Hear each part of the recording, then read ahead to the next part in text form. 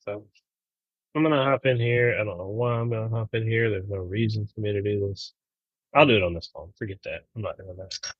I thought about it for a second, but we're just we're not doing this. Now, if this thing gets mad at me in just a second, I apologize because I plugged in a charger. So I'm gonna hop in here and check your comments out on. Oh, I can't do that very well. No, forget that. Give me just a second. I'll get in here. I could have did it kind of well before. I did some pretty cool tests a little earlier. See what the heck is freaking T? X Q. I killed my battery, and I've got about I don't know 70 or 80 batteries over here in a corner somewhere. But they're not over here, so we will go a little bit slower every single time I get on. Oh, I can tap this thing. I forgot I got touchscreen.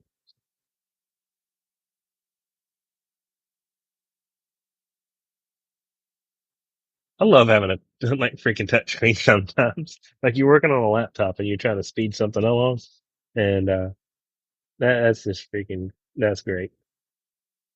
That's hilarious. All right, give me a second. I'm gonna hop in here, check you guys' comments out. I will not be able to see. Mute, mute. Thank you. So the main one, let's mute that.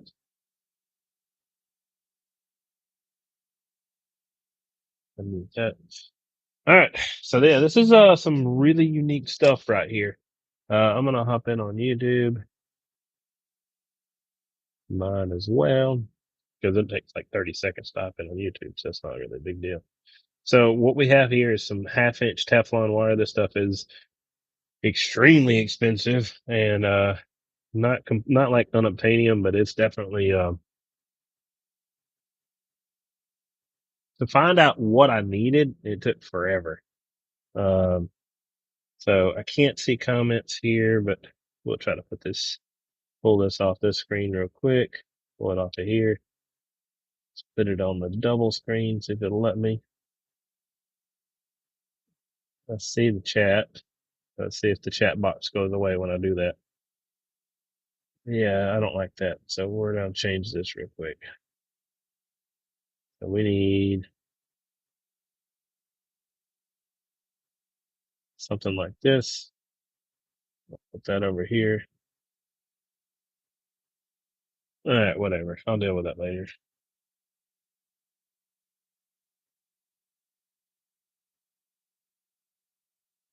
So YouTube, whatever. Evening, waving hand 104. Hope you're doing well. Jason, hope you're doing well. We're working on some, like I said, this is some pretty unique stuff. It's kind of hard to deal with, but it's not too bad. This is a rotor loop for a wire that's capable of handling 15,000 with no problems. RG393 says it's rated for 15,000, but it's I don't know, it's a little bit of a stretch based off the size of the wire. So it's being a little ambitious to say that. I will let me scoot this along real quick.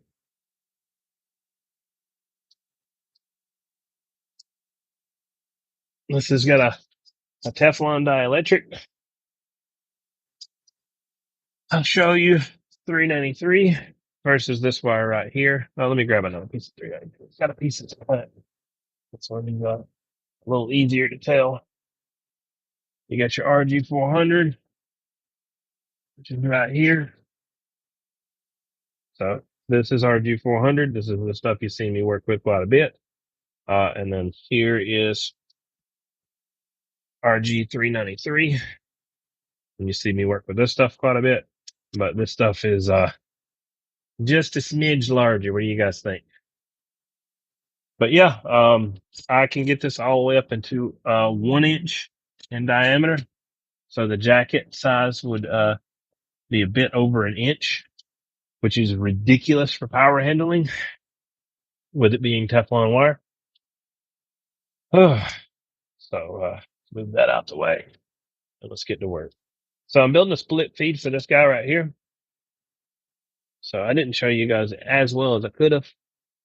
Heck yeah, man, Postman. Hope you're doing well, man. I appreciate you hanging out and hopping in on the live.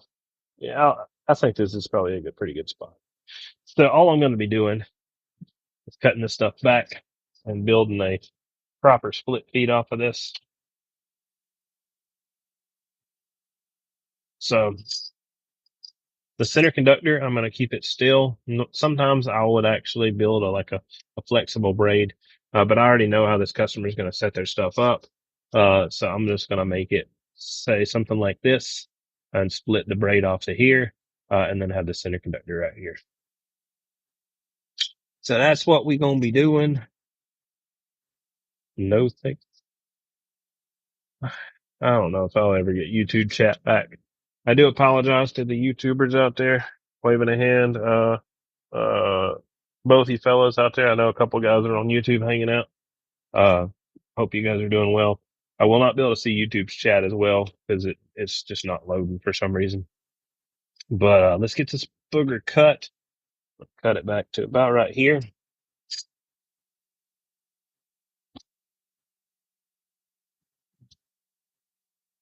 I have to stand up to move this just because it's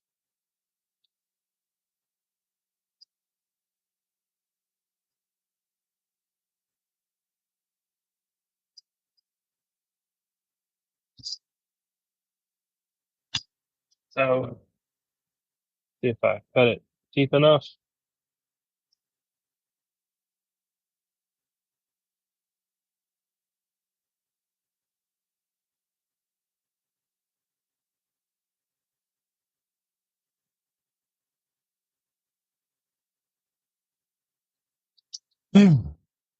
One waving a hand. Hope you're doing well, man. This is some not completely unobtainium, but it's just I don't know, unbiased. I don't know how you want to say it. It's just extremely expensive. This right here, I have had it available for probably maybe a year or so. But not many people will go for it because of how prohibitively expensive it is. This customer is putting it inside of a Suburban, and they didn't want to have to run 7/8 inside their truck. So this gives them that ability to run this instead of the 7/8. Waving a hand, Mud Duck 22. Hope you're doing well, man.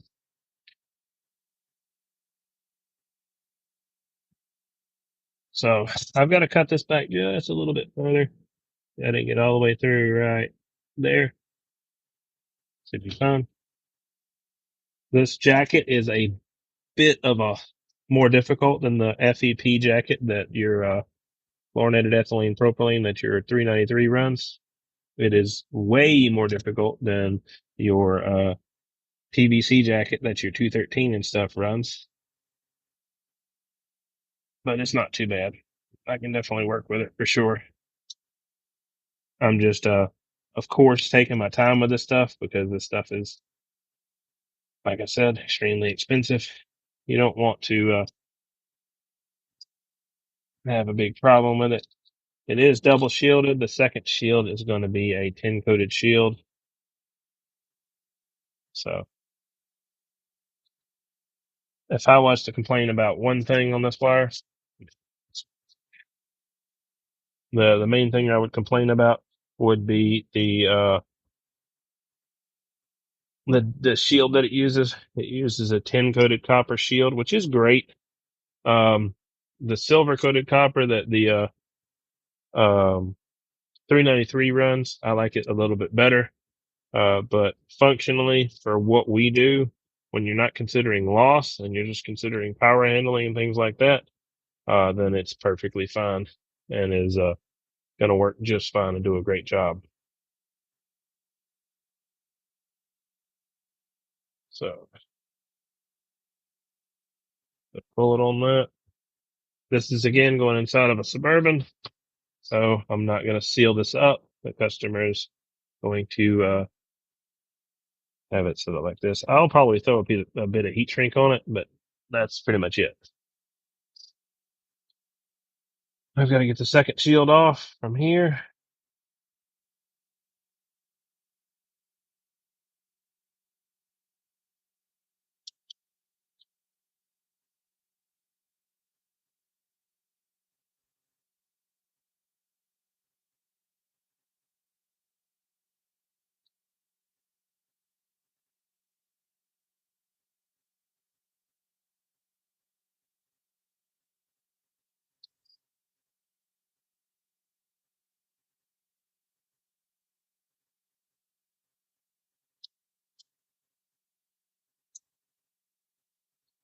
All right.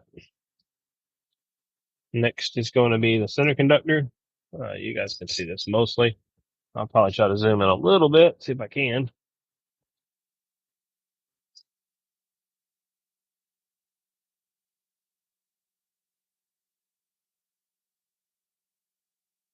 There we go.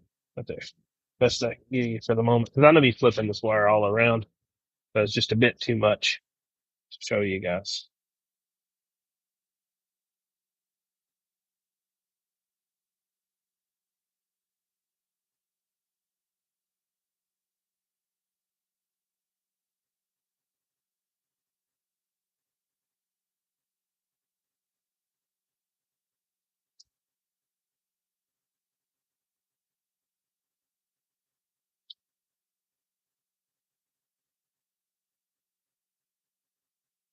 So again, slow is the name of the game.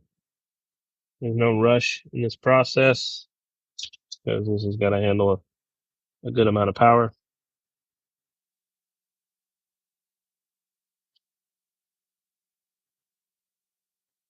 I'll probably cut this back a little bit further. I want to see how this looks right here. We just need enough contact to be able to make to the center conductor and this piece right here.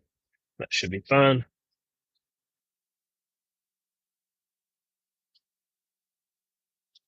So I've got, it's not what I want to use. I'll use that. I don't know what size puck they run, so I'm going to set it up so they can run washers or whatever they run. Uh,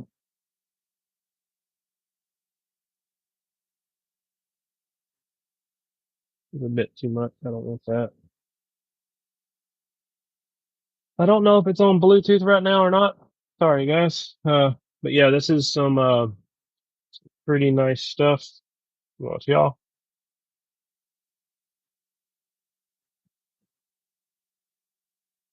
Where's my brass on it? All right. That's right here. I'll show you guys something kind of neat. I got a,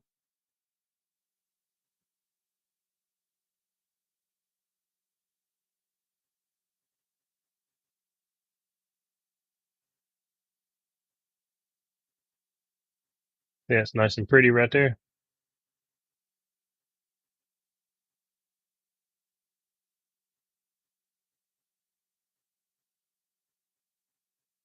I have a brand new piece of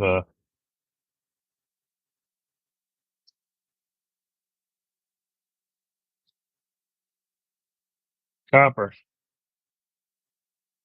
It's just been in my shop for a while.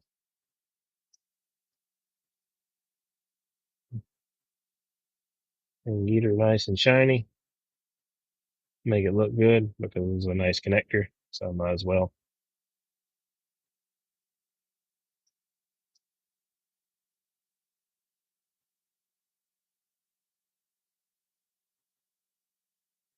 See, this pretties it up. Not that it matters, but that one's nice and shiny, and I want this one to be pretty shiny too. It's actually a little shinier than that one now. Whatever. I'm not doing that. We're not going into a pissing contest. All right. Let me go ahead and get my lights real quick. Oh,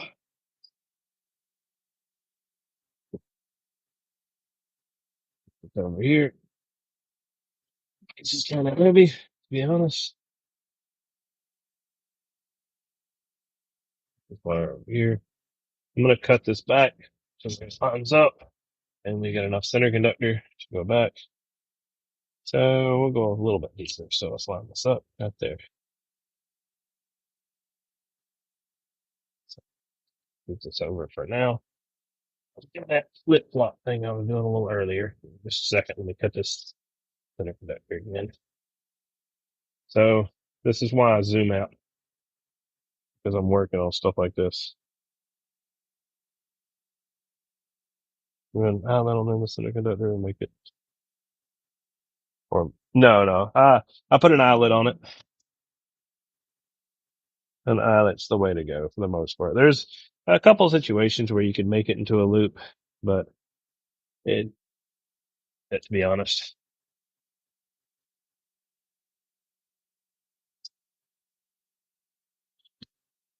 so not something I would recommend chasing real quick. Let me slide this end off of here. As soon as I get this piece off, I will be getting the vise and we'll be doing that part. So that piece is off. Center conductor's back. This is fine. That gets this stuff set up right. So I will solder this center conductor. There's something to be said about having a really tight crimp at the same time. But I am not, I wouldn't recommend to do that on this because it makes the high impedance bump. I might could do this. Let's see if it's small enough. I don't have any ends to waste real quick. Let me see if I I got some of this real quick. So I got a spare piece real quick. So let's just go ahead and take this spare piece and chop into it. All right. A little too much chopping.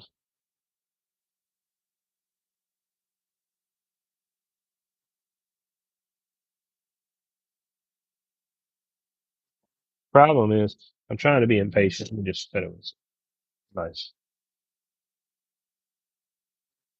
So it takes a bit of effort to get through the whole thing. Maybe if I had a sharper knife, it might be better. But I'm just going to test out a new theory real quick. This specific coax. Jeez.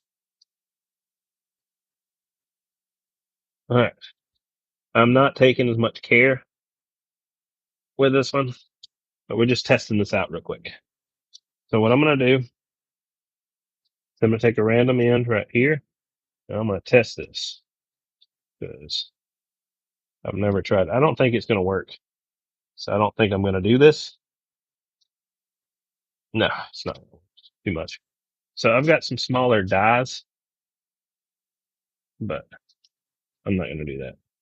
So if I had like a big, like 20-ton little grabber or whatever, the problem is it makes so many sharp edges. It's just, I wouldn't want to do that. I was kind of deciding if I wanted to give it a shot in the future, but I don't think I will pursue that. If I was to recommend to do anything different than what I'm doing right now, if you can find this stuff right over here in like some silver plated connectors, not specifically these, but this right here, because it has a low impedance path that it goes through. You can actually solder that connection in and have a nice connected piece on the end of that wire. The problem is they're not very high quality, so I would definitely stick with the copper ones. So get back to work.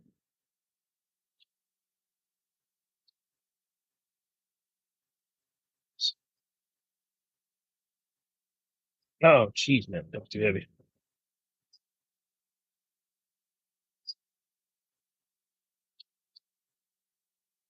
One right here.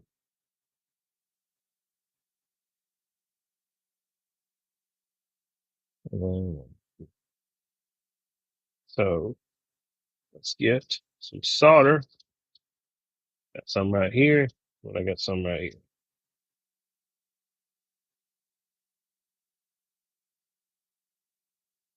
All right, good here.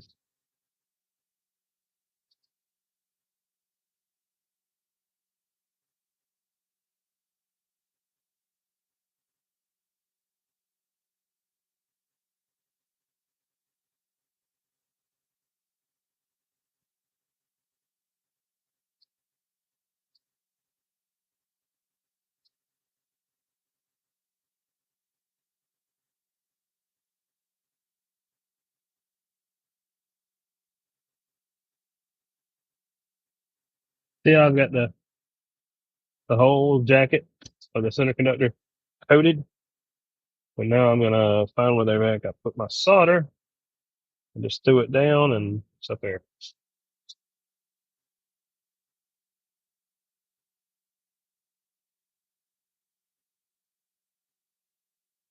Adding a bit more solder, nothing crazy.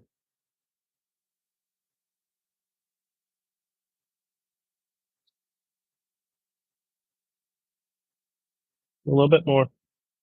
I'm gonna go to where it bonds all the way to the top. If I have a little bit of rosin that comes off, I'm not that concerned about it. I can wipe it off.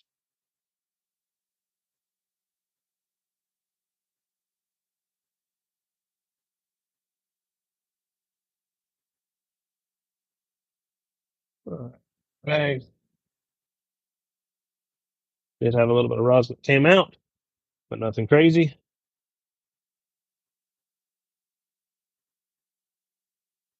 Now kick that open. It's set up right there. Now this coax is definitely going to be easy to be damaged if the customer doesn't support it. So what I would recommend to do, I don't really have them, but they make like a D ring. So it's got like a little a clamp that's a U, and it's just a plastic piece with a little tab right here. You screw the plastic tab in, and it holds the wire in place. I would definitely suggest that. You can get them in the metal clamps, but it might. So I'd get some plastic ones probably. Um, if you don't, I mean, this is assuming you're into the beginning stages of your RF build. So keep that in mind. If you already know well what to do, then ignore my advice and do it however you want.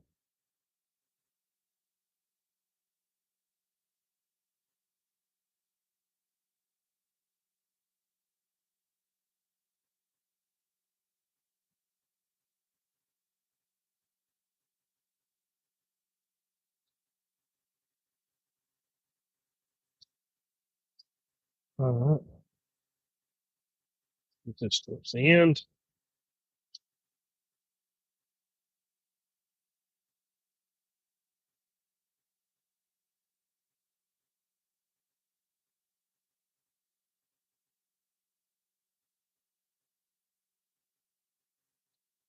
Some guys get really concerned with how far up the jacket of the wire itself that the solder goes.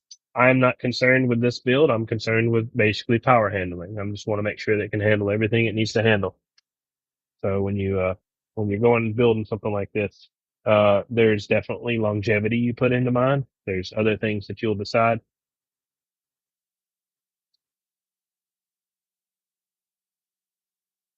Hey, no problem. Just hey, ask anytime you want, Todd. I apologize for not responding to your question if I didn't answer properly. All right. Da-da-da. Yeah, this is the absolute extreme aspect, so don't feel like you have to go something like this. Um, I mean, when you're talking about half-inch Teflon wire, that's I mean, unless you're running, well, this is a little much, but I don't have the other one to show you. Um, unless you're running a connector like this or larger, there's not really a major necessity to go something this large.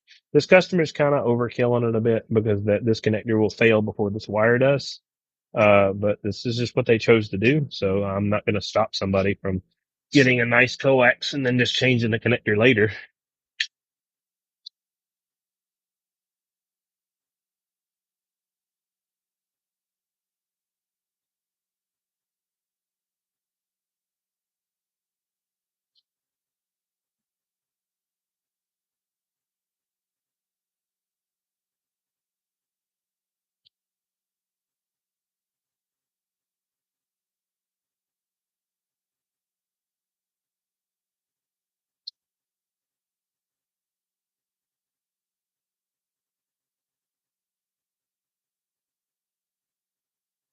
Cool thing about this,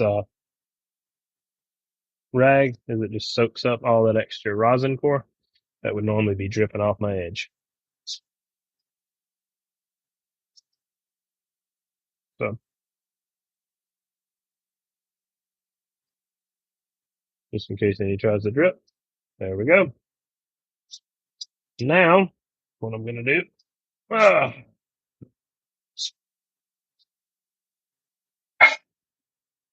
is just protect this a little bit. I don't have to, but I'm going to. It's not going to protect it from weather, but it's mainly just going to protect the customer from damaging it and stuff like that.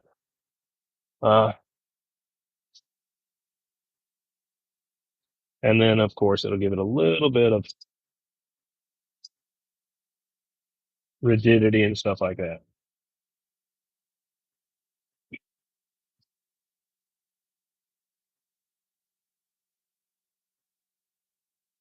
This is just some glue lined heat shrink.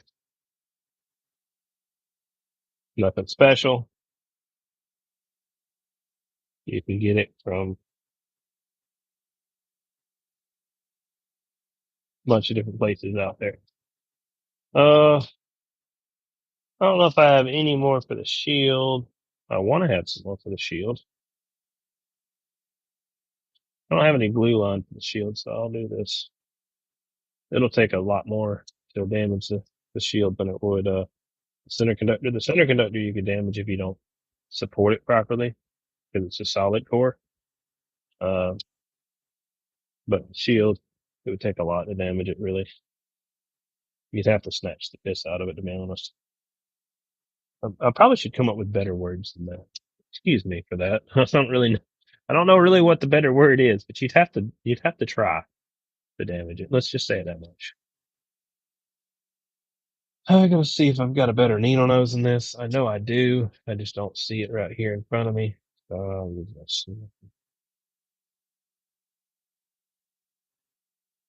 What's up?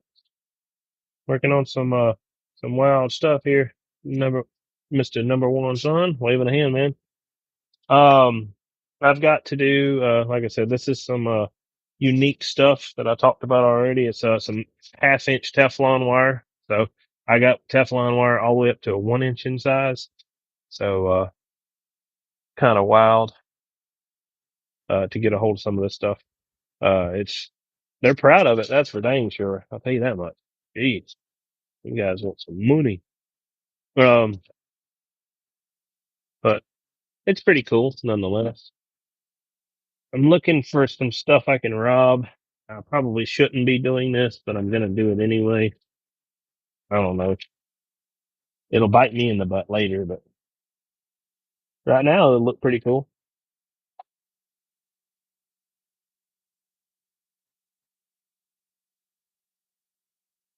This is not weatherproofing this wire, so anybody who drives the weatherproof wire, don't copy this. Um, the same size as this. We're good. That will not slide on over there without stretching. I gotta get a larger pair of needle nose real quick. Give me just a second.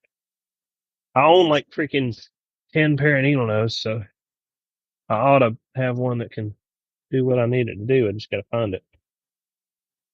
I set up a section for all my tools, but I definitely would say that needle nose is something I don't really. I guess I got one pair right there.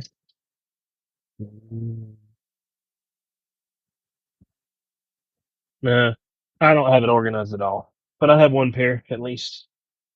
These boogers right here will work. They're a little rough on the edges because they're made to ream. So if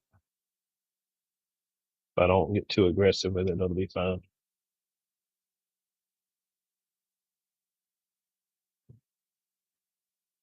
And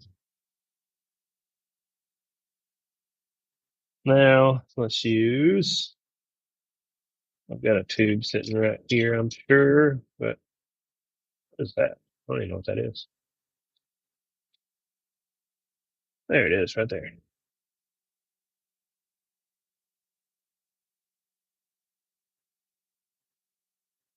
Now it's still gonna be hot if you're not careful. Mine's not really hot. If you give it that much cool down time, it should be all right. But always be careful when you're doing that.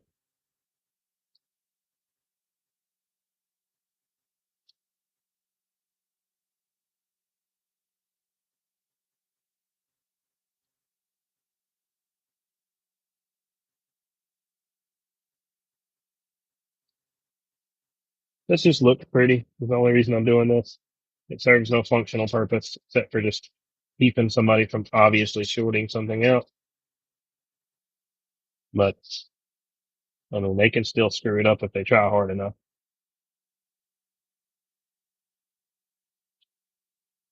Because all they got to do is force these two connectors together, and they can short it out. So they're trying. I'll have it set up probably for like the underneath of the puck right here on the back side bolt right there, and then the front side bolt right there, maybe, or even set it up diagonally across the puck itself. So it'll set up. All right.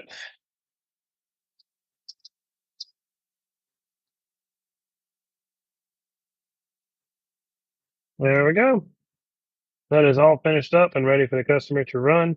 That is some pretty neat stuff. To give you guys an example again, I'll go back to what I did a while ago. Here's a piece of RG400 right here. This is some Teflon wire right there. And there's a piece of RG393 in comparison. This one's going out the door to its customer. Again, if I said he had any weak points, it would be this connector right here. This connector will stop at about 8,000 average. He could squeeze a little bit more out of it, but it's not really recommended. But yeah, there it is. That's some pretty neat stuff there. I'm gonna go ahead and finish up some 400 and some 393 real quick. I actually have a prep table over here now. Look, I cleared it out. No, don't ignore the other stuff you're gonna see. But yeah, we got some of the prep stuff. Something over there in the corner. I just lifted on something else, but we'll talk about it soon. Yeah, it's definitely coming up for sure. I've got to finish the ground plane. I know you're working on that on this coming Friday. I've got a switch that has failed, or else I would have already had it put up. I guess I'll show you guys a couple prototypes real quick for the guys that don't know and the guys that do know. Let me. Where's my gimbal at? This is coming, but it's not here yet. It's gonna take me just a little bit more. I had a little bit of trouble with my power. Not a bunch, but it was something pretty simple.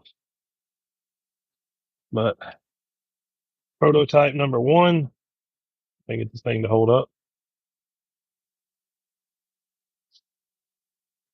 All right. So we got plenty of goodies. Let me see if I can get this thing to level back out. Come on, you can do it. All right. Here's one prototype with some parts in here and some goodies. But you guys will see how it's set up.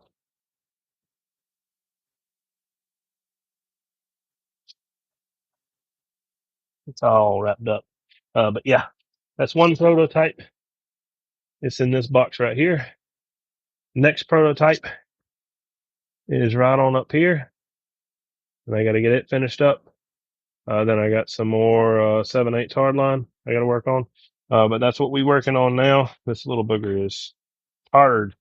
All right, so we got some other goodies to show you. We'll get back to work. But yeah, we got some prototypes coming. I just got to get them put together. My main problem is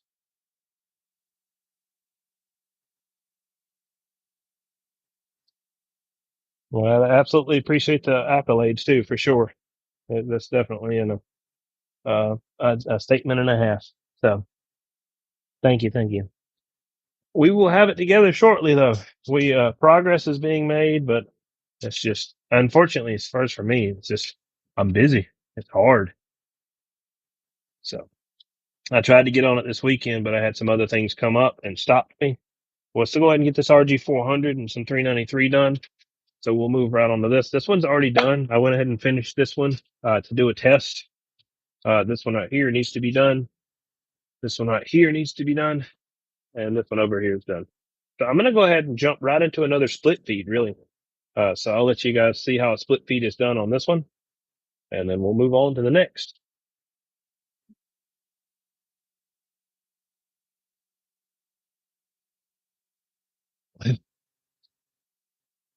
Absolutely. I appreciate it for sure. All right. So let's get to work. Let's zoom in real quick so you guys can see. And I think something like this will be pretty good. A little bit better than the other video, but I don't think I'm going to be flip-flopping as much. I'll zoom out just a smidge. All right.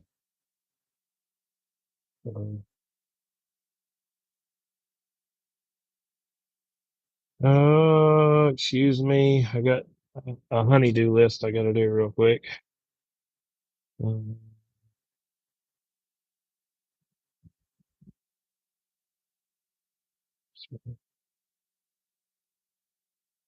send this, send this there. And then go here.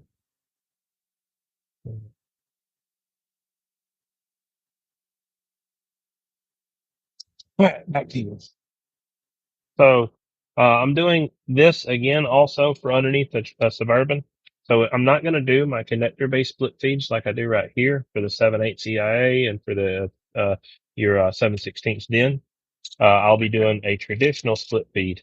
Do not copy this if you're doing an outdoor connection. If you're doing something up underneath the roof of a Suburban, up underneath the puck, then feel free. Have fun. All right. So we're going to cut back and get to work.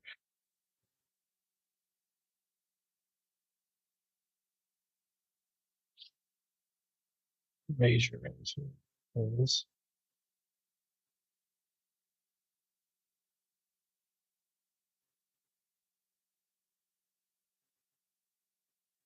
So now we're going to cut this back a little bit further.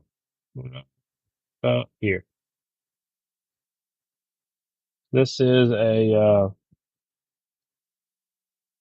Teflon style wire. A lot of guys get confused whenever I talk about it, so I should be a little bit more clear. It uses an FEP outer jacket, so it's fluorinated ethylene propylene. It uses a PTFE or Teflon dielectric. So it's definitely Teflon wire, but not specifically a Teflon outer jacket when you look at it. So they're both in what's called a fluoropolymer family. So they have very good properties. Like the exterior of this jacket has a low friction coefficient, so that means it's going to slide around and move and do all kinds of stuff that you need it to do. It won't catch on the corners of your cab or inside your vehicle or really inside aircrafts, because this is what this is originally designed for, aerospace and aeronautics wire, but it's used for other purposes too. So what I've done on this before, and I'm going to try to do again real quick because I can, hey, 5'11", waving a hand. Appreciate again the accolades there, Cracker Man. I definitely appreciate it. Let me grab, I've got a long piece. I'm going to sacrifice one. I don't really care. I do care, but for this job, no, I got one right here. This will work.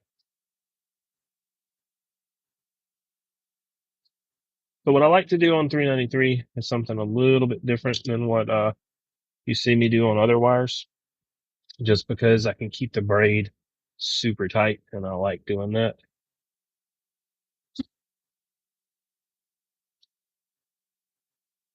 This tool right here, you can get it at any Home Depot, Lowe's, or any plumbing supply store. It's just a PVC pipe cutter. Works out great for cutting straight ends on wire. But yeah, this is your cross-sectional space in comparison. That's 393 versus the half-inch Teflon wire. It's pretty decent size on cross-section difference. All right, let's get to work. This booger down. YouTube, I am sorry I'm not responding to you guys, but I hope you guys appreciate it.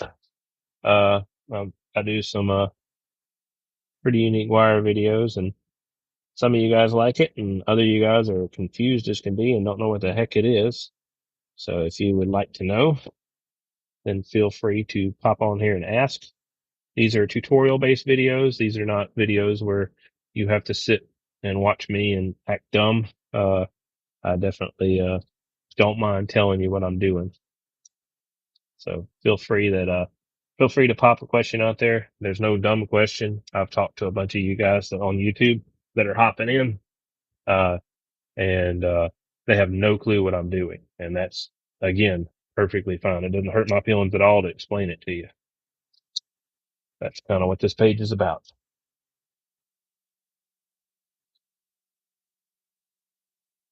All right. So that is the Teflon center conductor right there. This is the FEP jacket. That's what it looks like. It's kind of a translucent material. But if I try to grip this tight as I can and pull, my hand just slides on it. Even more so with the Teflon. You can't, there's no amount of grip strength you can put on this and not just slide. They use it for all kinds of stuff. So back to work. I would show you what this is, but it's actually a double braided jacket. But I'm about to use it. So, I'm not going to show you guys. See how far I want to go back with this. I'm going to go back to here. This is going to go to here. So I'm going to cut this jacket back just a little bit further. So we'll go ahead and cut all the way through the wire right here. So this is the part where I take a little bit more time and care, kind of like while I was working on the other wire, because you can get overzealous and screw up. And that's not my goal with this wire. I want to, do this once, because otherwise I got to redo it.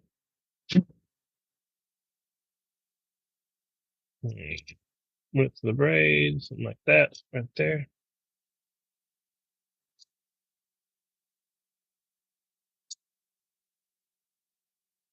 I'm running out of heat shrink, so I'm probably not going to do any heat shrink on this one. This is not to treat this customer any worse or anything like that, but I truly don't have it.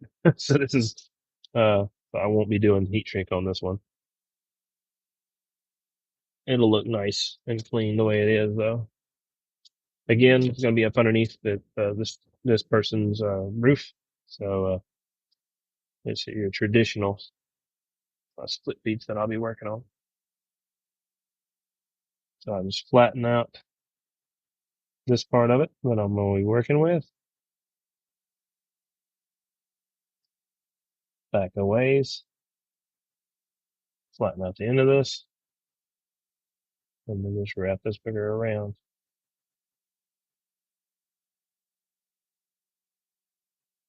I'm leaving the rest of it tubular. And that's perfectly fine. I'm also going to push back this shield a little bit to where it's kind of interlaced into this wire a bit.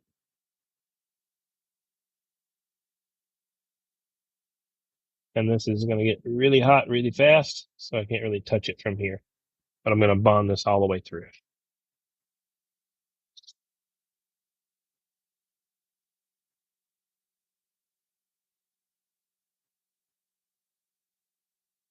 Appreciate it for sure again. All right.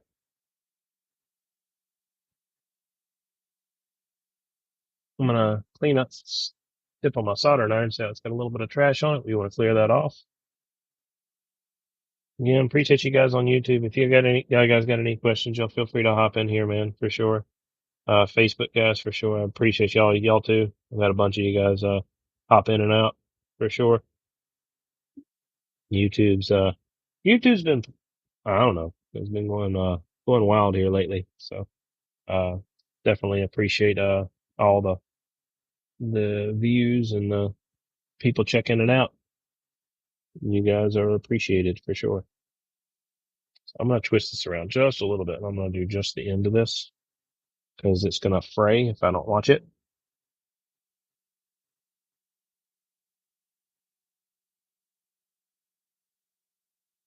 I'm going to clean that up real quick.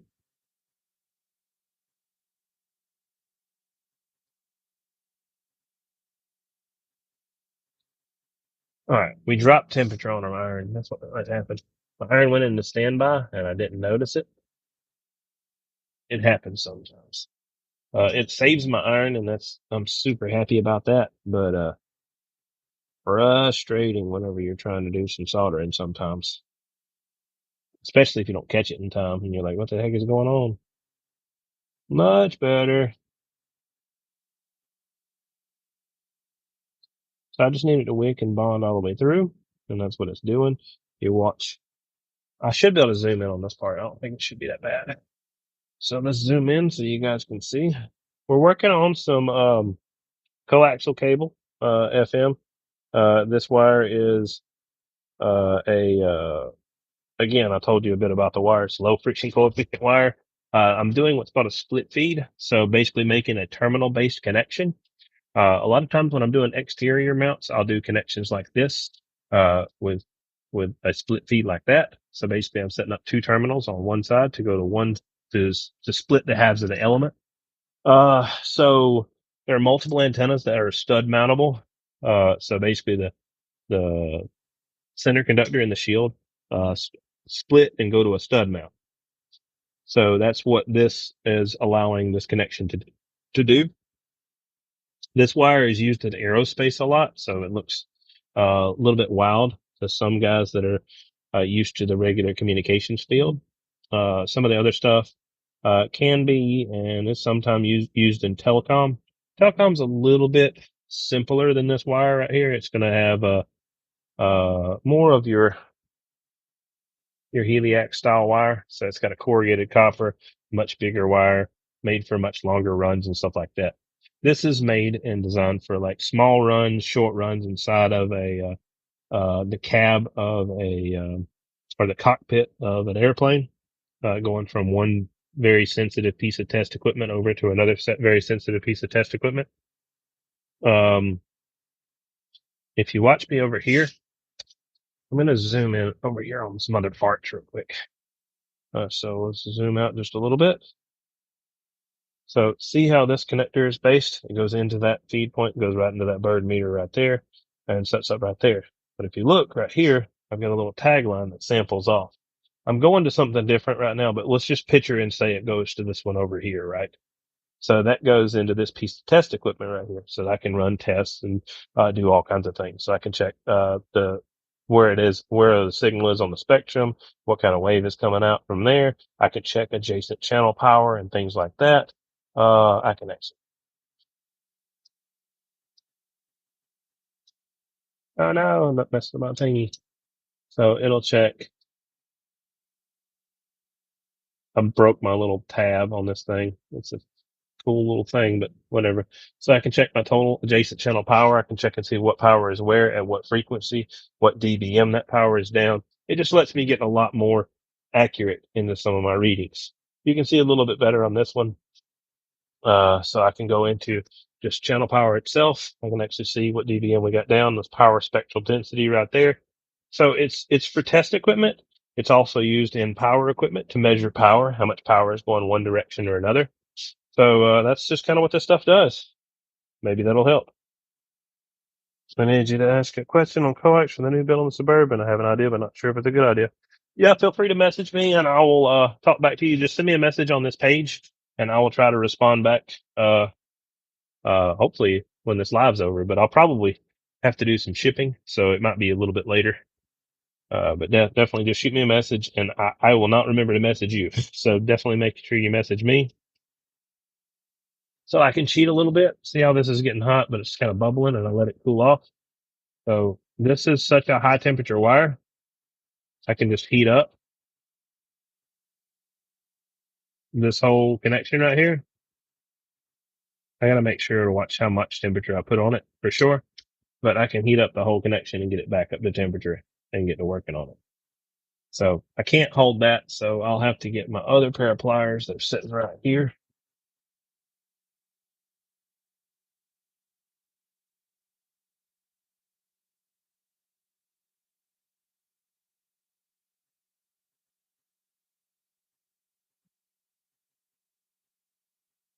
So what I'm doing is just trying to get a nice, good bit of tension on that connection before I finish up this piece right here. So I just want a solid bond and as little impedance bump as possible as I'm bonding through to this shield.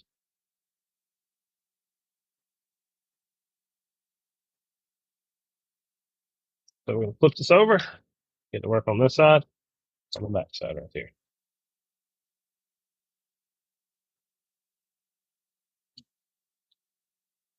Find a good spot. Yeah, I didn't zoom in too far this time. I messed around and zoomed in too far, flipped the wire over, and didn't see for like 15 minutes that I was out of the shot.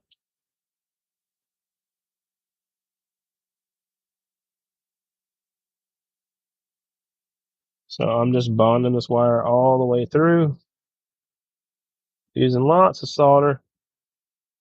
Make sure it's connected all in one big chunk all the way through this wire. So this wire can handle that kind of heat and will work just fine. But we are bonded all the way through and it's connected. So I have some degree of flex on the end of this. I am soldered all the way to that piece right there, and that's fine. So I just need it to be flexible right here. So what we'll do is we'll go ahead and do our center conductor, cut that piece back. I messed up earlier. I got a little ahead of myself. Uh, I need to I got some over here. I'm low on these connectors, and I'm trying to finish this job today too, if possible. So, I messed around and tried that crimp just to see how it would work and see if I'd like it for future builds. Um, Spoiler alert, I don't like it. I won't be doing that. But only negative is I don't have a bunch more of those. Let me see if I got another one right here, which is fine. This will work for my piece. But I need to have another one. I need to find two of these real quick. Give me just a moment. If I can find them, then I will finish this job. If I can't, then unfortunately this job will get moved on to a Thursday build, which I would prefer, if possible, for that not to be the case. Um, One more. I just need one. Come on. I got a bunch of larger ones. Like I got the 4 alt, all kinds of big ones. I got 2 alt, 4 alt, 1 alt, bunch of them. But all I got for this one is a little bit too big of a terminal. And as picky as I am, I hate to say it, that's just not going to be okay. Cause all it's going to do is make the customer have to run washers on the front and the back. It's going to make it too hard for them to make a good connection and gives them a chance of having a higher impedance path. And when somebody spends good money with me buying good coax, I'm not going to mess around with the connector. So, let me get 2 more of these later. I'll finish this afterward. I'm just going to put 2 terminals on it. I'm going to cut that equal. I'm going to leave this tubular and solder into that. But I've got another wire to finish anyway. But that does suck. I was trying to finish that job today so I could get it shipped. These are my 2 oldest orders. I think I'm only about 2.5 weeks out as of right now. I might be a day or 2 over on that big one that I just did, but I had to get some special connectors and stuff like that for it. So finish some RG400 real quick and then we'll be done with this job. 393, I've got to grab, like I said, 2 more terminals and then I'll have that job done. I showed you guys at least as much as possible how to finish that one. For the guys on YouTube that don't know what I do and want to know more, that's the website, bwinzrfsupply.com. I do this stuff all the time. I sell the wire outright or I build the wire also. I show you guys how to build it. So I'm not really trying to undercut myself per se because I sell it. I can sell you just the pieces and the components. But I really don't mind. It's something that I enjoy doing. Work till 3 a.m. So I'll be up. Copy that.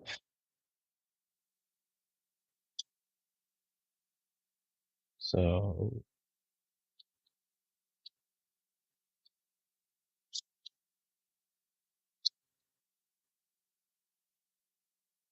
as soon as I finish this, I'll be caught up on this build. I've got another 7/8 build that I started on the other day that I will get finished up with soon. Then I got another 1/2 inch build and another 1/2 inch flex build to do. As soon as I finish up with those,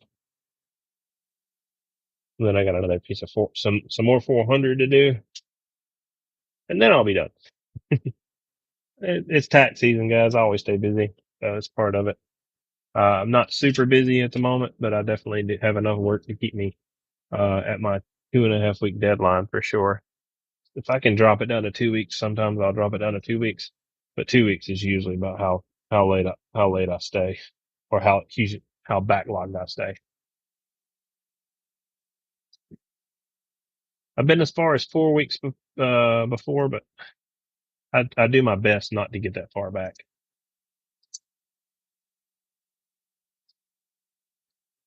I will probably be quoting at the end, middle of April. My quotes are probably going to go up at least a week and a half.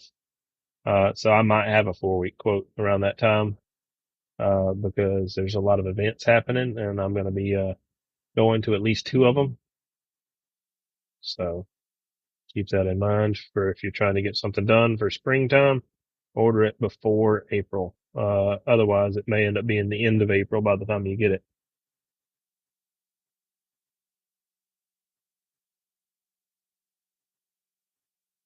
I'll always do the best I can to get it done as quickly as possible. So don't feel like it's going to be like this difficult thing for me to do.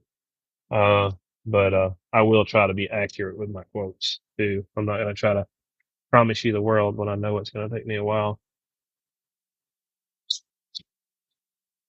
Luckily, I don't really get to that 6 to 12 week or whatever extra time for a lot of the stuff that I do. So, I usually can get it done pretty quickly in comparison's sake to most people. I'm sure there's somebody out there who does it faster, but I can't do nothing about that.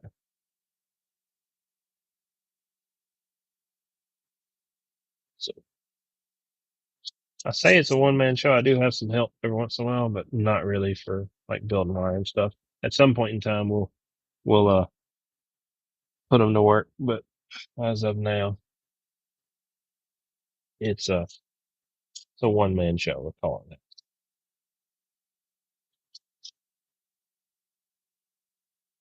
I will go. I will definitely. With the inflation, the price of eggs, I would not. No, everything going up soon. People better get the price soon. Everything must be more. Yeah, I'm trying to keep my prices low. I don't think anything's gonna have to go up yet. But I'll try to do the best I can to keep it down for sure. And yeah, I should be at Joliet for sure, Todd. Uh, so I'll be able to shake your hand and say hello there. I'm going to Joliet this year. I'll be in, New Orleans, on, uh, is it April, I think it's 16th or 17th and 18th. So I'll be in New Orleans at that event. I will repost the events so you guys can kind of follow what events are coming and where they're at and stuff like that.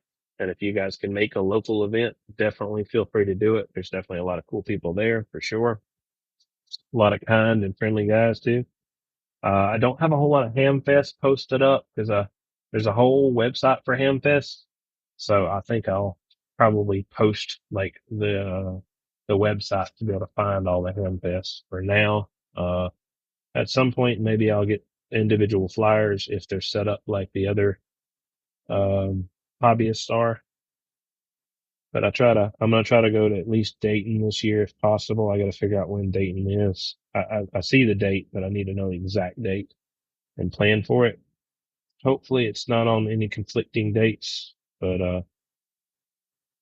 we'll figure it out. I'll cross that bridge when I come to it, I guess.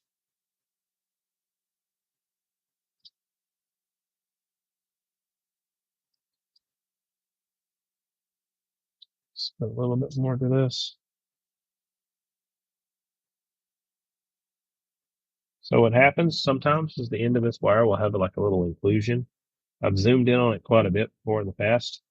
I apologize if I'm not close enough right now. I'll zoom in some more for you guys if you guys want me to. Um, let's zoom in on this part. Let you guys see how solder wicks in. I'm going to zoom in on the top part of this coax, and then I'm going to move this up to where the top part of that coax is. That should be about right.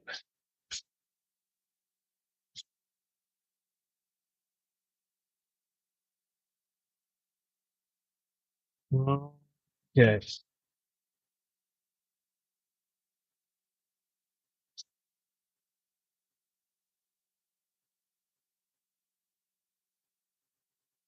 So see how I got a little bubble right there? That solder's not wicked in. So I'll put my extra solder out of the way so I don't have to deal with it. So there's some heat on that connection right there. And you watch the solder. If you look closely, it'll wick in. Then as it comes up to temperature. So it's sucked into that joint. So that's what we're looking for. We're looking for the solder to be up to a specific temperature. Sure, could you measure it with a FLIR or could you measure it with a infrared thermometer or what do you call it?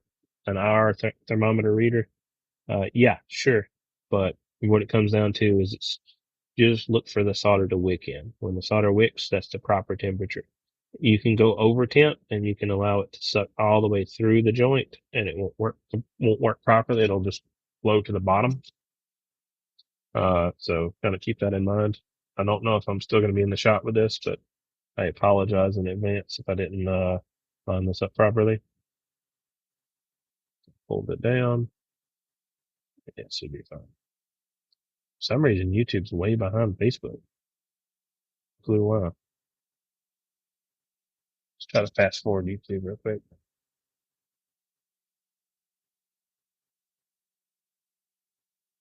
I don't know.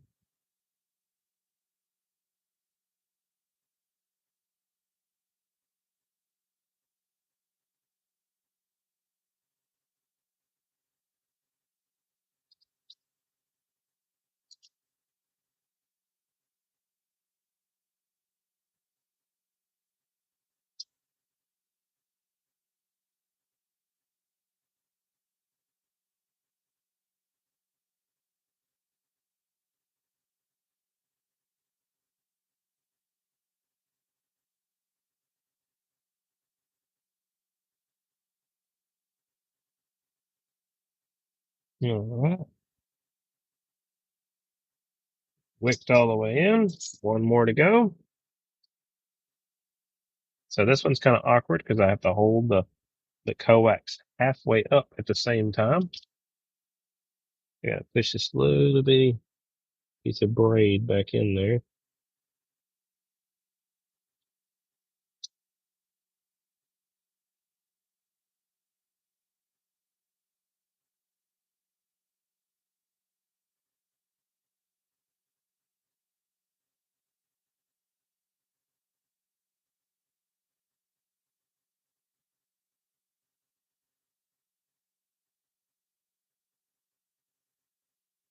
And you can see how it just wicks on in.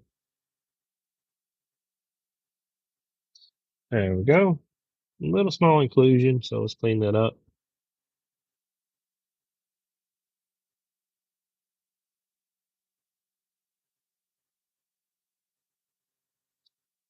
All right.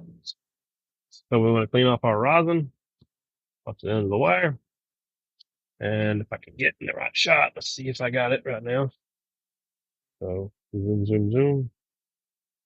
That's what you're looking for. You're just looking for it to bond all the way along the exterior of the connection. Like that. So I am done with this customer's order except for 2 ring terminals. That is very frustrating to say, but it's part of it. That's how life goes sometimes. So let's zoom out real quick. I'll show you guys the next projects coming up real quick. Um,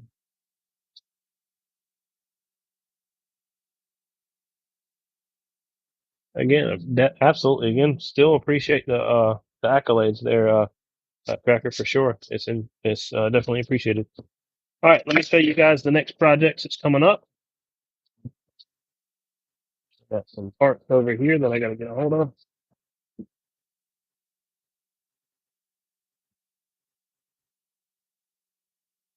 I'll set this one right here.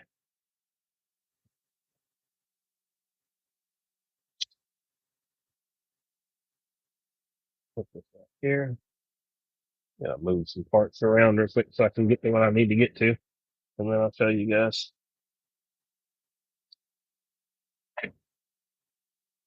what we got going on. So these, I probably should just put all these up on here, which, to be honest, let's do it. This is going to be a little bit of work for me, but I'm going to try to show you guys what's in the pipeline. Give me just a second. Set this one right here.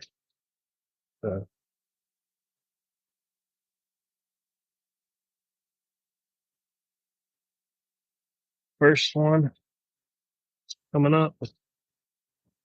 Get the stuff out of my way. Again, my men's was a mess. I'm not trying to claim it's super good. Next one. Now these are not necessarily in any specific order. I'm just showing you what's all coming down the pipeline. Now that's 1/2 inch flex right there. This right here is 1/2 inch hardline right there. And now, the next one, I've already shown you guys this one on video, and it's kind of a pain in the neck to pick up, but I'd say it's worth it, probably. If this arm cramp doesn't go away, it might not be worth it. I'm going to change the stacking order of this because there's a little bit of weight difference between these things. But let's show you. There's, goodness. All right. First up on, not really first up, but for size wise, first up to show you, it's going to be 7/8 hardline. This takes up the whole freaking bench. Ain't got room to show you guys. That's 7/8 hardline. The next size down, when somebody gets a wire, is going to be 1/2 inch hardline. The next size down from there is going to be 1/2 inch flex. And then, of course, if you want jumpers, you got 393. You got 400 right here. And then if you really want to go crazy, I've got 1/2 inch and larger Teflon wire right here. So 1/2 inch, 3/8, and then smaller than 1/4. So that is a 1.5 of wire. And I'll probably share that later on. I'll probably flip this out of there and share that because that was a lot of effort to pull that crap out. So yeah, that's what's coming in the pipeline for things that need to get done. I still got to do some 400 and some other wire, but that is today's video, guys. I appreciate you guys hanging out. I will catch you guys later, and definitely apologize to all the guys that are hanging out wanting to see all this stuff get built. But unfortunately, there's not quite enough time in the day to do it. I will be back on Thursday.